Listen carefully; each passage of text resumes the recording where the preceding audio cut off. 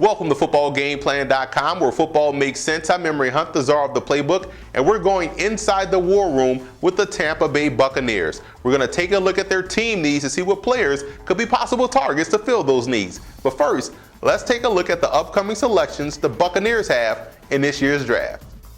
The Tampa Bay Buccaneers had a lot of success last season, but they still have some areas for improvement. The good part about this draft, there are ample opportunities for these guys to improve their roster. Let's take a look at some of their team needs, not necessarily in any order. They do need help at the cornerback position and in the secondary as a whole. They also have some issues with the defensive tackle position. They could use another linebacker and some help at the offensive tackle spot. So let's take a look at their 7-round mock draft, starting with pick number 13 in the first round. I'm giving them Xavier Rhodes out of Florida State. I love the way this guy plays the game. 6'2", 212, former high school wide receiver, so you know he has the ball skills to be able to catch interceptions. I think he fits perfectly in what the Bucs want to do defensively.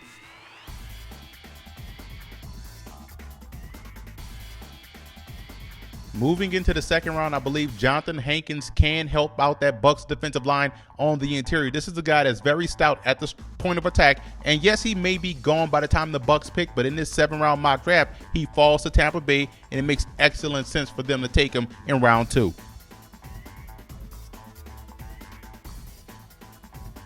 In round 3, let's give the Buccaneers some help along that offensive line. You look at Dallas Thomas. I believe this guy can start day one at the right tackle position, and he may go higher again than what I have him listed here, but he's an excellent prospect and helps solidify that offensive line.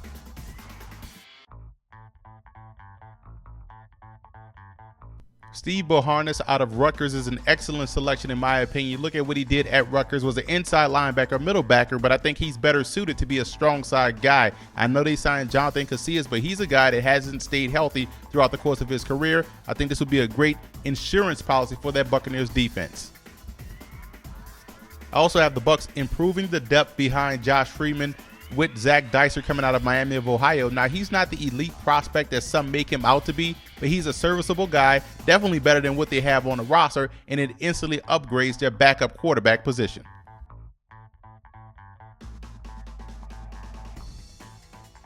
I love the Chris Harper selection right here in round 5. This guy is a physical presence, and I think he instantly fits into what the Bucs are as a passing unit. They love their wide receivers to be physical, break tackles, and Chris Harper can do it all.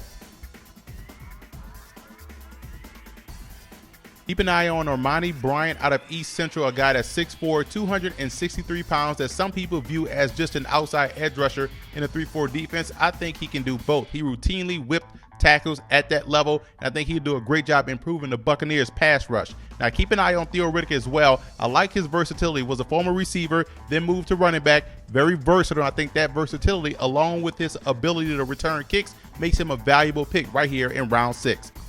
Now let's recap the Buccaneers 7-round selections in my mock draft. A lot of instant starters on this list. I think they hit home runs with the first 3 picks in Xavier Rhodes, Jonathan Hankins, and Dallas Thomas. Solid depth guys throughout the course of the draft. I think this could help improve that roster and make them a force in the NFC South.